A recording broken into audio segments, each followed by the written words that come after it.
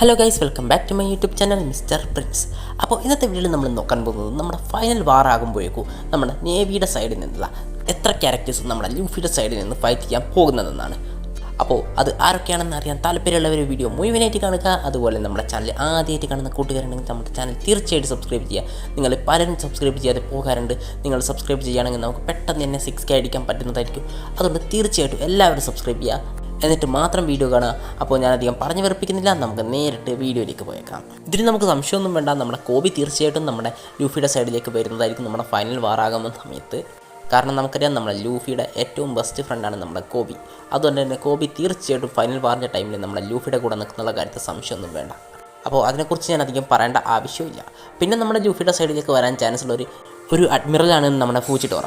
നമുക്കറിയാം നമ്മുടെ ഫൂച്ചിഡോറ ഒരു നേവി അഡ്മിറൽ ആണെങ്കിലും മറ്റുള്ള അഡ്മിറൽസിനെ വെച്ച് നോക്കുമ്പോൾ നമ്മുടെ ഫൂച്ചിഡോറ വളരെ നല്ലൊരു ക്യാരക്ടറാണ്. നമ്മുടെ സാധാരണ സിവിലിയൻസിനോടൊക്കെ എങ്ങനെയാണ് പെരുമാറുന്നതെന്ന് നോക്കാൻ നമുക്ക് കണ്ടറിയാം. നമ്മൾ ഡ്രസ്റോസ ആർക്ക് കണ്ടിട്ടുണ്ട് ഒരു നേവി ഓഫീസറായിട്ട് കൂടി നമ്മുടെ ഡ്രസ്റോസയിലെ ജനങ്ങളോട് അവിടെ നിന്ന് സോറി ചോദിക്കുന്നതും തൻ്റെ മുട്ടിലിരുന്ന് ചോദിക്കുന്നതും നമ്മൾ കണ്ടിട്ടുണ്ട്. അതുമാത്രമല്ല ഡ്രസ്റോസയിൽ നമ്മുടെ ലൂഫിയും ക്രൂവും രക്ഷപ്പെടുന്ന സമയത്ത് അവരെ വേണമെങ്കിൽ നമ്മുടെ ഫൂച്ചിഡോർക്ക് ക്യാപ്ചർ ചെയ്യാമായിരുന്നു. പക്ഷേ എന്നിട്ട് നമ്മുടെ ഫൂച്ചിഡോർ അങ്ങനെ ചെയ്യുന്നില്ല. നമ്മുടെ ലൂഫിനെയും ക്രൂവിനെ രക്ഷപ്പെടാൻ അനുവദിക്കുകയാണ് ചെയ്തത്.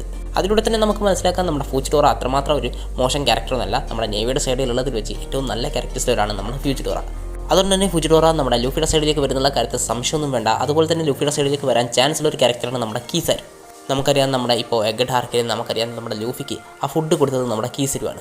അതുമാത്രമല്ല നമ്മൾ കണ്ടിട്ടുണ്ട് നമ്മുടെ എഗഡിൽ നമ്മുടെ വേൾഡ് ഗവൺമെൻറ്റിൻ്റെ ഭാഗത്ത് നിൽക്കണോ അല്ലെങ്കിൽ തൻ്റെ ഫ്രണ്ടായ വെഗപ്പങ്ങനെ സഹായിക്കണോ എന്നുള്ള രീതിയിൽ നമ്മുടെ കീസരു വളരെ കഷ്ടപ്പെടുന്നുണ്ടായിരുന്നു. എന്നിട്ടും തന്നെ ഡ്യൂട്ടിക്ക് പ്രയോറിറ്റി കൊടുക്കുകയാണ് നമ്മുടെ കീസരു ചെയ്തതെങ്കിലോ ഒരു പക്ഷേ ഫ്യൂച്ചറിൽ നമ്മുടെ കീസരും നമ്മുടെ വേൾഡ് ഗവൺമെൻറ്റിനെ ബിട്രേ ചെയ്യുന്നത് നമുക്ക് കാണാൻ കഴിഞ്ഞേക്കും.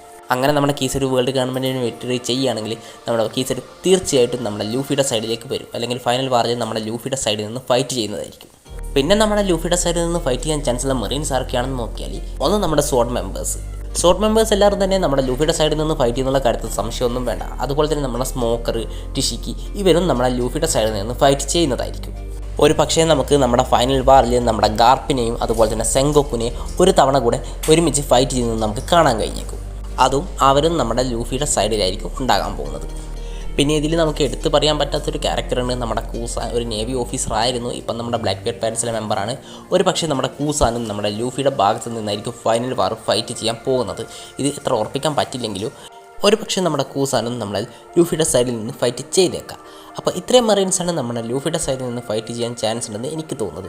അപ്പോൾ നിങ്ങളുടെ അഭിപ്രായം എന്താണെന്ന് നിങ്ങൾ കമൻറ്റ് ചെയ്യുക. അതുപോലെ തന്നെ വീഡിയോ ഇഷ്ടപ്പെട്ടിട്ടുണ്ടെങ്കിൽ നമ്മുടെ ചാനൽ തീർച്ചയായിട്ടും സബ്സ്ക്രൈബ് ചെയ്ത് ഇന്ന് തന്നെ 6K അടിപ്പിക്കാൻ പറ്റുമെങ്കിൽ 6K അടിപ്പിക്കുക. അതുപോലെ തന്നെ വീഡിയോ ഹൈപ്പ് ചെയ്യുക.